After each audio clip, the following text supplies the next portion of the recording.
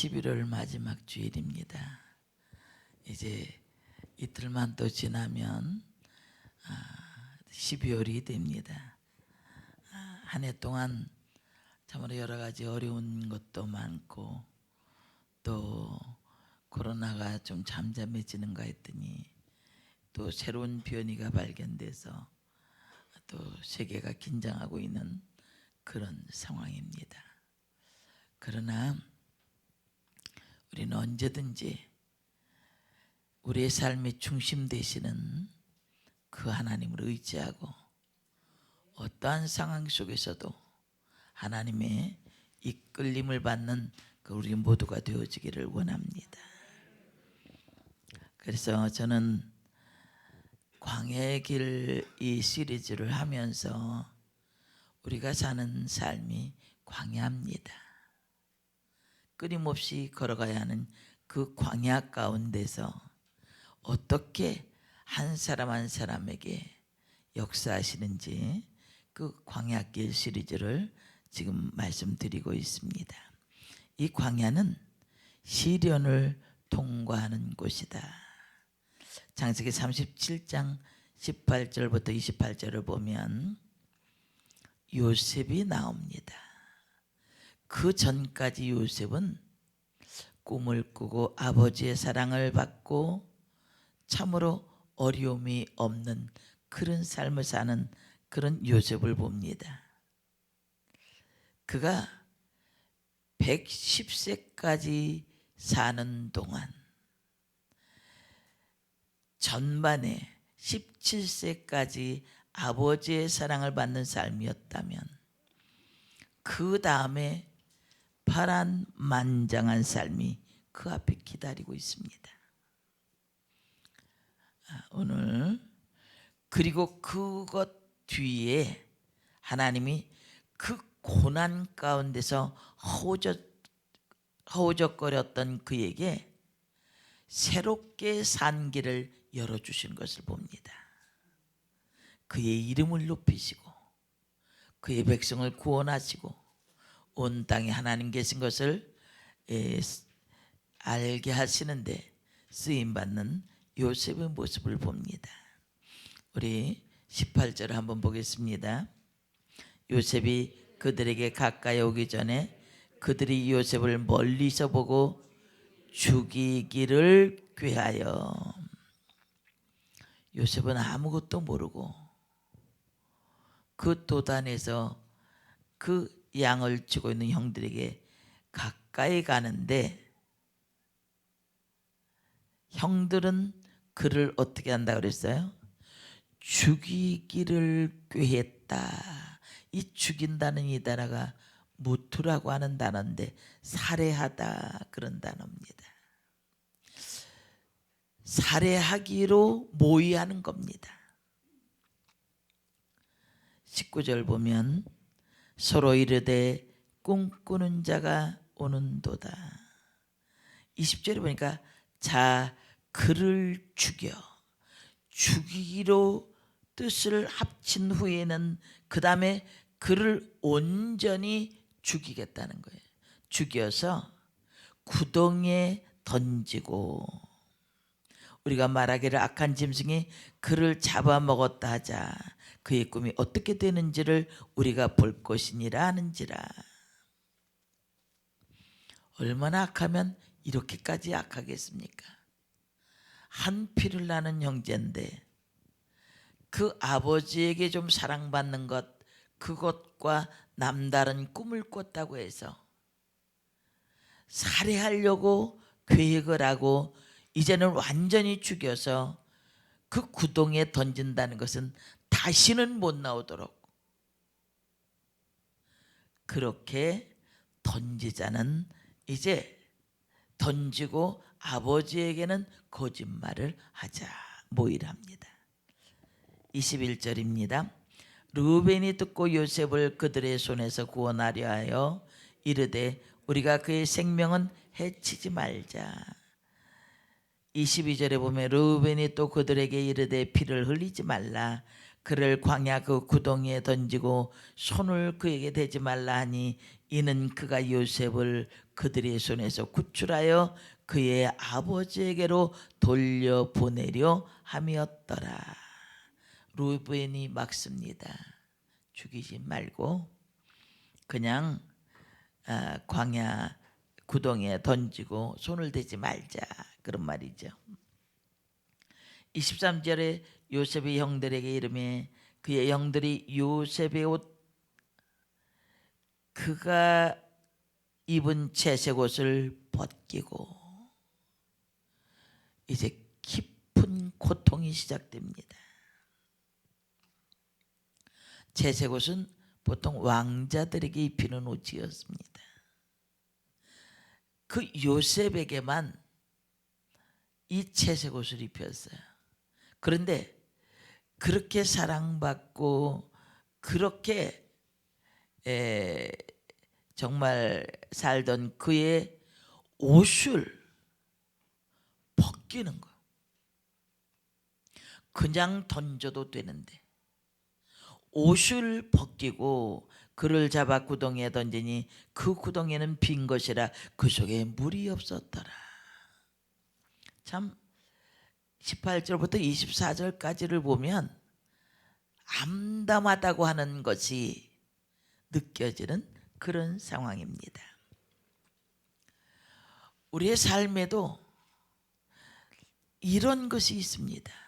우리가 요셉의 그 다음 삶을 아니까 그냥 그렇게 던지려고 그랬다가 미디안 상인들에게 팔아넘겼구나, 이렇게 생각할 수 있습니다. 그러나 이 구절 한 구절 한 구절을 보면 요셉이 겪었을 엄청난 힘들고 어려운 점들을 발견하게 되어지고, 만일에 우리에게 그러한 어려움들이 생겼을 때 어떻게 해야 될 것인가, 광야길의 교훈을 얻기를 원합니다. 최고의 인터뷰 전문가로 꼽히는 존 번이라는 사람이 그 거장들과의 저녁 만찬이라는 책을 집필했습니다. 저녁 식탁에서 20명의 대가들을 만나서 그들에게 배운 교훈을 정리해 놓은 책입니다. 그 책에는 스타벅스의 창업자인 하워드 슐츠나 애플의 창업자 스티브 잡스를 비롯해서 여러 유명한 기업가들을 만나서 그들을 최고의 기업인으로 만든 비즈니스의 핵심이 무엇인지에 대한 대답들이 기록되어져 있습니다. 대답은 다양했습니다. 자기가 관심을 가지고 있는 것, 잘할 수 있는 것, 그런 것에서 출발하고 꿈을 꾸는 만큼 삶은 잘한다. 다양한 대답들이 있습니다. 그런데 이 거장들을 만난 후에 존 번은 이렇게 말했습니다. 사실 이들 거장을 만든 것은 바랄이 고통과 좌절이었다. 그들에게 꽃길만 걷는 길이 있었던 것이 아니라 바랄이 고통과 좌절 속에서 견디는 힘을 얻게 되었다, 그런 말입니다. 이렇게 인생살이는 누구나 다 똑같지 않지만 보통 인생은 4가지로 나눈다고 그래요. 20대까지, 40대까지, 60대까지, 60대 이후의 삶. 그래서 우리가 성경을 통해서 인생의 해답을 찾아야 되는 거예요. 요셉의 17세까지의 삶, 그 이후의 삶, 시련의 시절입니다. 그리고 요셉이 그 후에 하나님이 그를 쓰시는 삶, 그리고 그가 110세에 하나님께로 돌아갈 때까지의 삶, 이런 것들을 생각해 보면 내가 지금 어느 지점에 서 있는지를 조금은 생각해 볼 수 있습니다. 온통 막힌 것 같지만 그런 우리의 삶 속에서 그 우리의 선조들이 걸어간 길들을 통해서 하나님의 역사를 볼 수 있는 것입니다. 만일에 요셉이 그런 어려움들을 겪지 않았다면, 형의 살인적인 미움을 받지 않았다면, 형들에 의해서 구덩이에 던져지지 않았다면, 애굽으로 팔려가지 않았다면, 억울하게 감옥에 가지 않았다면 요셉은 그렇게 고통스러운 삶을 살지 않을 수도 있었겠지만 하나님께서 요셉을 통해 비전을 이루어 가시는 그 복된 인생은 살지 못했을 것입니다. 그러게 우리는 시련, 이것이 될까? 저것이 될까? 내가 기도하는 것들에 어떤 장벽을 느끼고 있을 때 낙심해서도 안 되고 좌절해서도 안 됩니다. 시련을 통해서 나에게 분명히 이루어 가시는 하나님의 비전이 있습니다. 여러분의 지금까지의 삶, 그것을 통해서 다음 단계로 이끌어 가시는 하나님의 손길을 경험할 수 있기를 원합니다. 오늘 말씀을 통해서 세 가지로 살펴보기를 원합니다. 첫 번째는 시련은 위장된 하나님의 축복임을 알아야 합니다. 하나님이 주시는 비전이 있습니다. 하나님이 보여주신 꿈이 있습니다. 그런데 그 꿈에 도달하는 과정까지는 값비싼 시련이라는 대가가 필요하다는 겁니다. 요셉이 그 삶을 벗어나려고 저항도 해봤을 것입니다. 형들에 의해서 팔려가는 순간 요셉은 어땠을까? 창세기만 읽어볼 때에는 그 요셉의 형편이 어떠했는지를 알 수 없습니다. 그러나 시편을 통해서 보면 요셉이 어떤 상태였는지를 알 수 있게 됩니다. 시편 105편 17절부터 18절입니다. 그가 한 사람을 앞서 보내셨으며 요셉이 종으로 팔렸도다. 그의 발은 착고를 차고 그의 몸은 쇠사슬에 매였으니. 요셉이 종으로 팔려갈 때 어땠습니까? 옷만 벗기운 것이 아니라 발에 착고를 차고 그 온몸은 쇠사슬에 매여 있었다는 겁니다. 그러면 이 말씀은 요셉이 육체적인 쇠사슬로 묶여져 있는 상태를 말하는 것입니까? 이 쇠사슬에 매었다는 것을 원문을 직역하면 혼을 꿰뚫었다 그런 말이에요. 무슨 말이냐면 요셉은 육체적으로만 매인 것이 아니라 혼이 나갔다는 거예요. 무슨 말이냐면 쉽게 말하면 제정신으로는 살아갈 수 없을 만큼 고통스러운 시간을 보냈다는 거예요. 제정신, 멀쩡한 정신으로는 살아갈 수가 없는 상태였다는 거예요.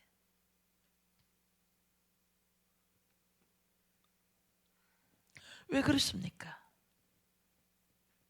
나는 그런 고난을 당하리라고 일도 생각하지 않았어. 형들에게 미움을 받아서 노예로 팔려가는 그에게 온몸에 쇠사슬로 묶어서 끌려가는 그의 삶은 제정신이 아닐 정도로 그런 비참한 상황이었습니다.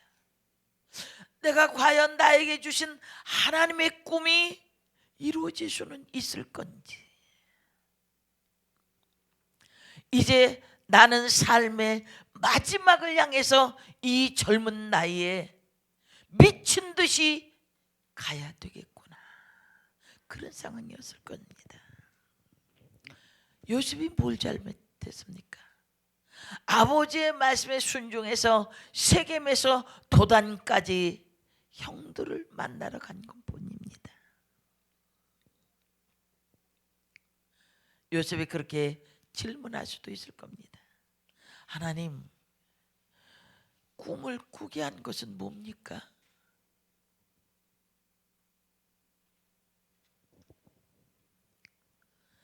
인간은 하나님의 생각과 뜻을 다 이해할 수 없습니다.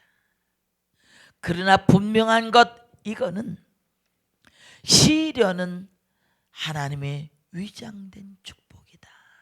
이후에 보면 요셉이 그 애굽으로 가서 그 하나님이 주신 그 비전을 가지고, 그 지혜를 가지고 애굽의 통치자가 되지 않습니까? 만일에 그것을 요셉이 미리 알았더라면 그렇게 혼이 꿰뚫어진 상태로 살지 않았을 것입니다. 여러분, 이러한 시련 속에 있는 분이 있습니까? 가도 사방이 막힌 듯하고 내 앞길에 빛이 조금 더 들어오지 않아. 이대로 살다가 늙어서 그냥 병들어서 죽겠지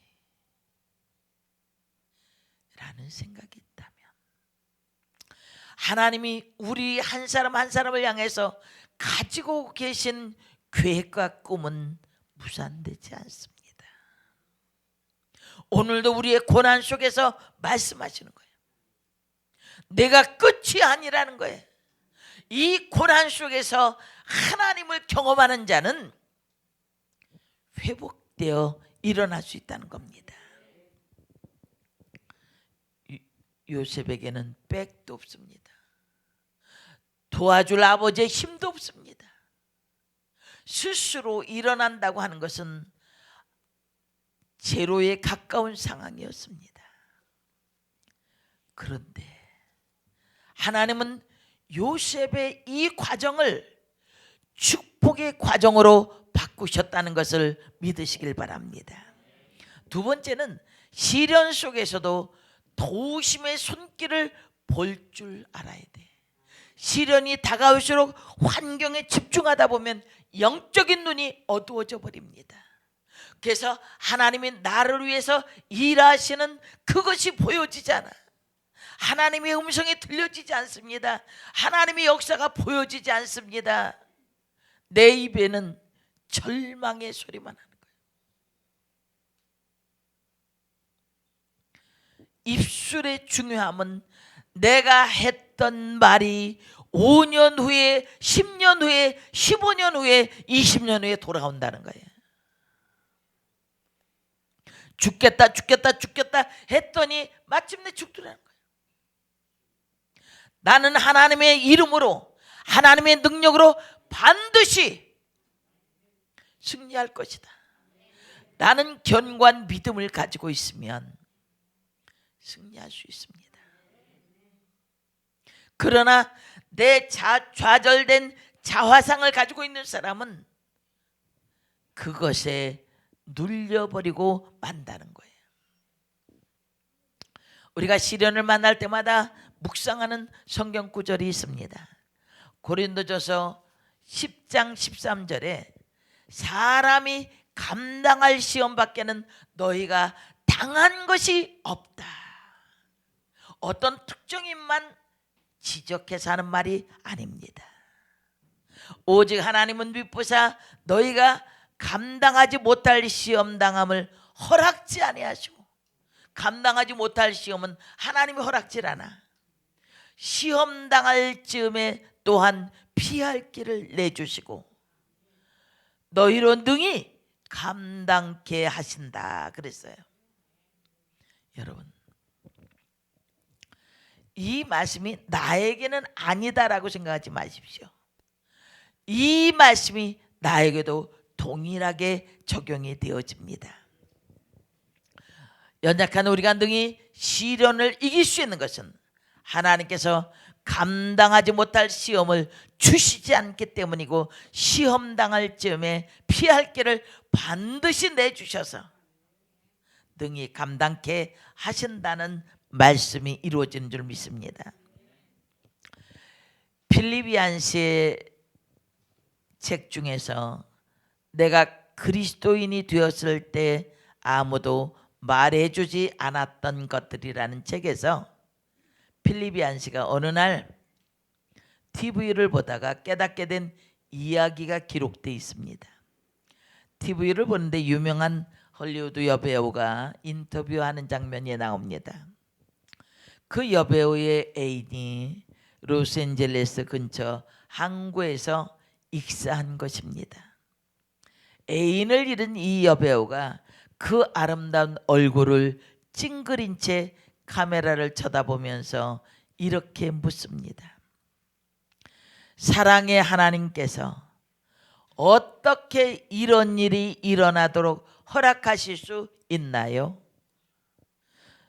저는 이 질문을 참 하나님께 많이 했기 때문에 공감이 갑니다. 그런데 필립 안스가 뭐라고 말했냐면, 여배우처럼 사람들은 하나님에 대해서 생각도 안 하다가 갑자기 시련에 직면하게 되면 하나님의 사랑을 의심하면서 하나님께 분노를 쏟아낸다는 겁니다. 하나님에 대해서 생각도 하지 않다가 갑자기 시련이 닥치면 하나님의 사랑을 의심하면서 하나님께 분노를 터뜨린다는 거예요. 얀시는 그런 사람들을 통해서 말합니다. 사랑이신 하나님은 고난을 허락하신다. 그러나 그것이 그분의 마지막 말씀이 아니다. 하나님께서 고난을 주시지만 고난을 주신 것 자체가 목적이 아니라는 것입니다. 우리가 고난당할 때 하나님은 반드시 우리를 도와주신다.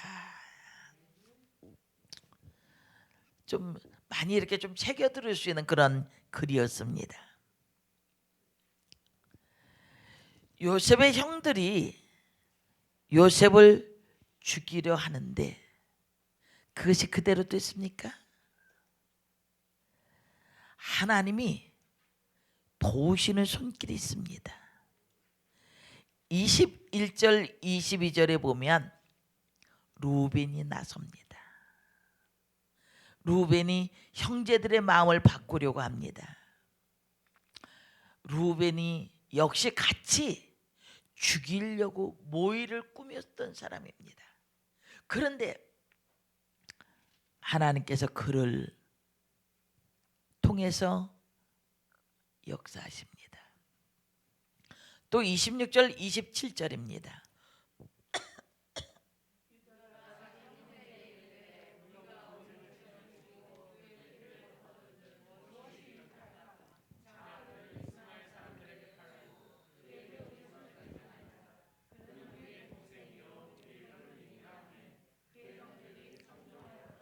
루벤을 통해서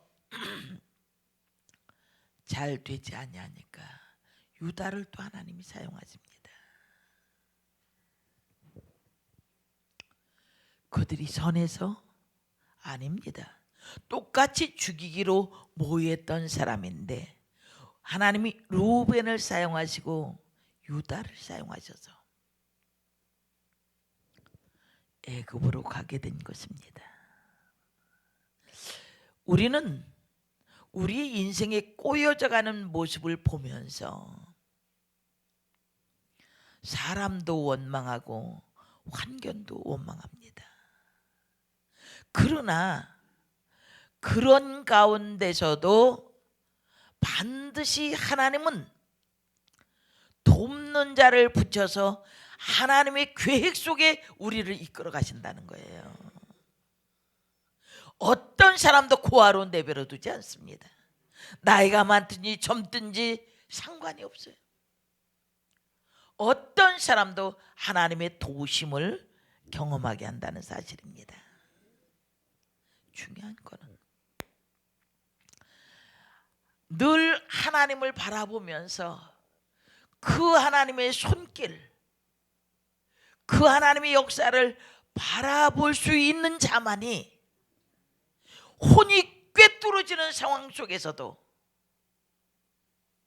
앞을 보고 갈 수 있는 겁니다. 그것뿐이었습니까? 노예로 팔려서 또 보디발의 아내를 통해서 깊은 감옥에 갇혀지는 요셉의 인생이 어찌 밝은 삶이라고 할 수 있겠습니까? 그 정도 되면 혀를 깨물고 죽을 정도로 고통스러운 상황이죠. 하나님은 사람은 갈 수 없는 감옥 속에도 하나님이 함께 하셔서 간수의 도움을 받게 했습니다. 끊임없이 하나님은 도처에 하나님의 손길이 펼쳐져 있음에도 불구하고 우리의 당연시 여기는 무감각함을 깨우쳐 일어나야 한다는 사실이에요. 하나님, 우리에게 이 환경 속에서 하나님의 도우시는 손길을 볼 수 있는 눈을 열어달라고 그렇게 기도하시기를 바랍니다. 마지막 세 번째는 시련이야말로 하나님의 인도하심임을 알아야 합니다. 시련을 만날 때 왜 사람들이 낙심하고 절망합니까? 하나님의 도우시는 손길을 체험하지 못하기 때문입니다. 하나님 우리를 도우실 뿐만 아니라 우리를 통해서 비전의 길로 인도하시는 줄 믿습니다. 28절을 통해서 미디안 상인들을 통해서 애굽으로 가지 않습니까? 참 요셉의 몹시 혼란스러웠을 것 같아요. 뭐 며칠 이루어진 일도 아니고 갑자기 일사천리로 모든 일이 다 되는 거예요. 느낄 수 있는 것은 그 시련에는 고난의 대가를 치르니까 하나님이 그 가운데 역사하시는 길이 보여지더라 그런 말이에요. 그래서 우리가 하나님의 뜻을 이루기 위해서는 지금 우리의 조급함, 우리의 망각 증세들, 우리의 답답함 가지고는 하나님의 손길을 경험할 수도 없고 하나님의 시선을 볼 수도 없고 하나님의 음성을 들을 수도 없습니다. 야고보서 1장 3절에 보니까 이는 너희의 믿음의 시련이 뭐를 만들어냅니까? 인내를 만들어내는 줄 너희가 알미라. 시련은 인내를 만들어냅니다. 그 인내를 통해서 그 다음엔 무엇이 만들어집니까? 로마서 5장 4절에 보니까 인내는 연단을 소망을 이루는 줄 알미로다. 그 시련을 통해서 인내가 생겨지고 연단을 당하고 그 다음엔 소망으로 눈이 열려지는 겁니다. 우리가 아까 살펴봤던 시편 105편 17절부터 18절 그 뒷부분 19절 한번 보겠습니다. 곧 여호와의 말씀이 응할 때까지라. 그의 말씀이 그를 단련하였도다. 하나님의 말씀이 응할 때까지 요셉은 수많은 시련 속에서 단련되어지는 시간을 가질 수밖에 없었다는 겁니다. 여러분, 사람의 겸손해지는 과정은 다른 것 아닙니다. 고난을 당하고 나면 겸손해질 수밖에 없는 거예요. 여러분, 돈이 많다고 해서 육체가 병들지 않는 경우가 있습니까? 모두 다 죽습니다. 왜 재벌들이 프로포폴에 손을 댑니까? 말씀이 응할 때까지 단련하셔서 우리를 정금처럼 하나님이 쓰시길 원하는 거예요. 조급한 하나님 복 주세요, 뭐 주세요, 뭐 주세요. 맨날 달라고 하던 어린아이가 어른이 되면 어떻게 돼요? 한 사람의 몫을 해가지 않습니까? 우리 추성이가 여전히 우유병만 빨고 엄마 쭈쭈 주세요 이러고 다니면 가둬야 돼. 하얀 집에다. 그렇잖아요. 자기 몫을 하기 위해서 얼마나 어려운 일을 많이 있겠습니까? 그래도 내색하지 않고 기도하면서 견뎌가. 그 길을 하나님 외면하고 계시냐고요? 아닙니다. 이 혹독한 길이지만 하나님의 손길에 의해서 하나님의 비전을 이루는 길로 가고 있다는 것을 믿으시길 바랍니다. 저는 이제 한비아 씨의 이야기를 하고 오늘 말씀을 마치겠습니다. 제가 이분의 책을 자주 읽습니다. 이 한비아 씨는 여행가이자 국제구호단체 긴급구호팀장이었고 또 8년 6개월 동안 월드비전의 사역을 마치면서 전하는 가슴 뛰는 이야기를 담은 책입니다. 참 여자 혼자의 힘으로 어떻게 그 오지를 돌아다니고 그가 중국에 가서 그 언어를 익혀가면서 적응하는 모습은 참으로 피눈물 나는 그런 삶입니다. 그런데 이 책이 4장으로 되어 있는데 그 중에 한 부분에 이분의 신앙과 함께 전해드리길 원합니다. 그래서 그 책이 그건 사랑이었네. 좀 나온 지 좀 된 책이지만 저는 굉장히 귀하게 여기는 그런 책입니다. 이 책에서 그렇게 어떻게 그런 일을 할 수 있었느냐라는 그 질문에 그 비밀을 이렇게 말합니다. 내 기도가 응답이 되지 않아 애가 타들어가도 나는 굳게 믿는 구석이 있다.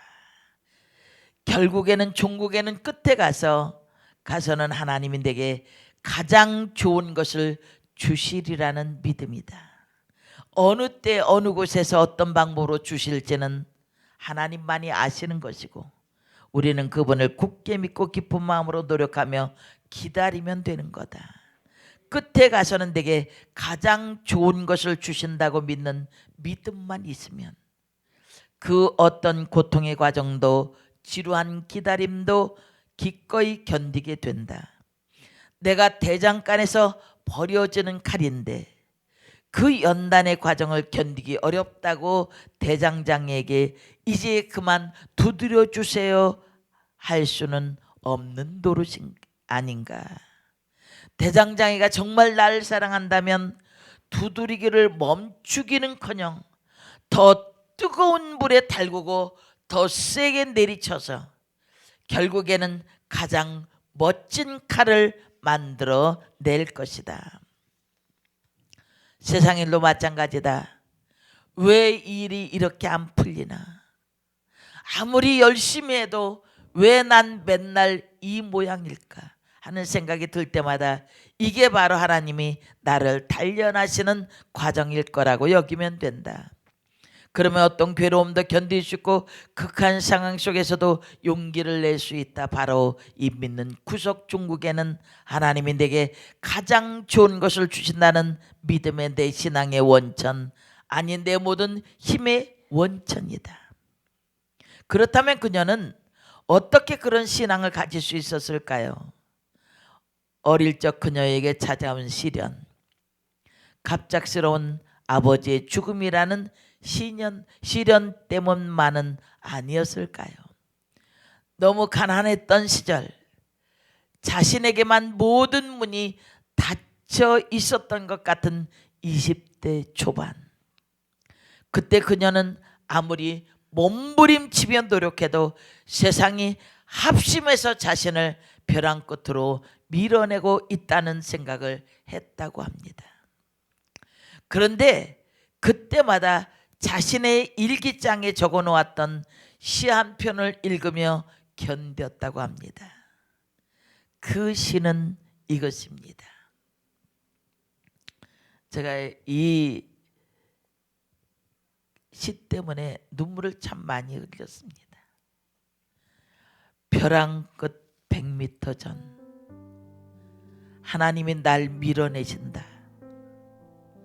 나를 긴장시키려고 그러시나? 10m 전 계속 밀어내신다. 이제 곧 그만두시겠지.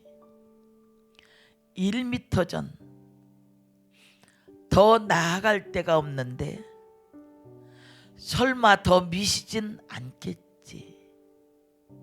벼랑 끝 아니야. 하나님이 날 벼랑 아래로 떨어뜨릴 리가 없어. 내가 어떤 노력을 해왔는지 너무나 잘 아실 테니까. 그러나 하나님은 벼랑 끝자락에 간신히 서 있는 나를 아래로 밀어내셨다. 그때야 알았다. 나에게 날개가 있다는 것을.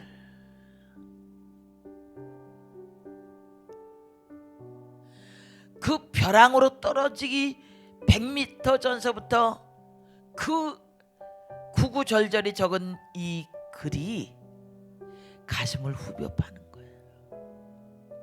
이제 그만 되겠지. 끝났겠지. 그런데 그때는 아무도 나를 잡아줄 수가 없어. 성공만 향해서 가는 것이 옳은 일이라고 생각했는데 세상이 합심해서 나를 밀어내려고 하는 이런 상황. 이 절박함 느껴보셨습니까? 질병으로 몰아내실 때도 있고 물질로 몰아내실 때도 있고 사람을 통해서 나를 밀어내실 때 여기까지만 하면 좋을 텐데 벼랑 끝에서 나를 밀어내신 하나님. 왜 밀어내셨습니까? 내가 붙들고 있는 것은 내려놓고 하나님이 주신 독수리의 날개침 같은 셈으로 오르기 위한 날개를 붙여주셨음을 모르는 거예요. 여전히 내가 걷고 내가 버티고 서 있고 안 떨어지려고 애를 쓰는 내 노력이 아무것도 아닌 것. 하나님이 주신 그 날개를 가지고 벼랑 끝에 떨어지면서 죽었구나라고 생각했는데 어느새 보니까 날개가 있어 힘차게 날아오르는 그런 삶이 되었다는 겁니다. 여러분, 이런 경험 해보셨습니까? 왜 내 인생은 이렇게 지고 끝나버리고 말 것인가?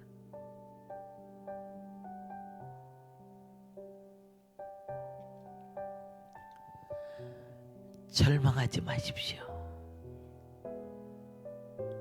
내 소원을 좋은 것으로 만족시켜 주시며 독수리의 날개침 같은 새로운 힘을 주십니다.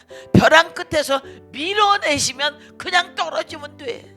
100m 전서부터 부들부들 떨고 안 떨어지려고 애를 쓰고 있다가 결국 떨어지면서 그때서야 하나님이 나에게 날개를 주셨구나.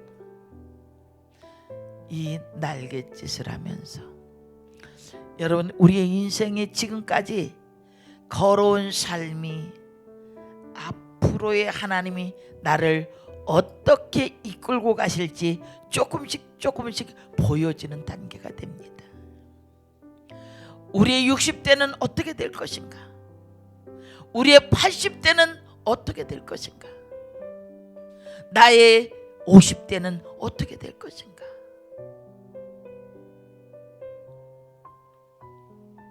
뭐만 있으면 됩니까?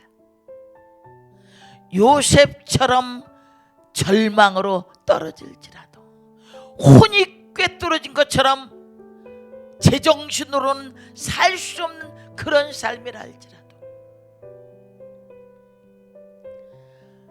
이 환경 뒤에는 하나님의 축복이 있다는 것, 하나님의 도우심의 손길이 있다는 것, 하나님의 인도하심이 있다는 것을 믿는 사람은 절망 중에 낙심하지 않습니다.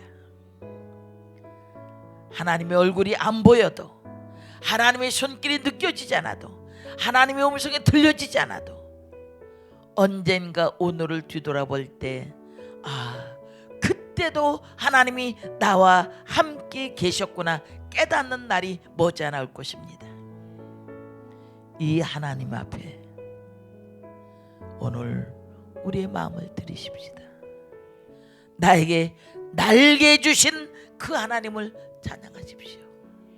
그리고 다시 한번 힘을 얻고 일어날 수 있는, 하나님이 주신 꿈을 향해서 달려갈 수 있는 우리 모두가 되어지기를 원합니다.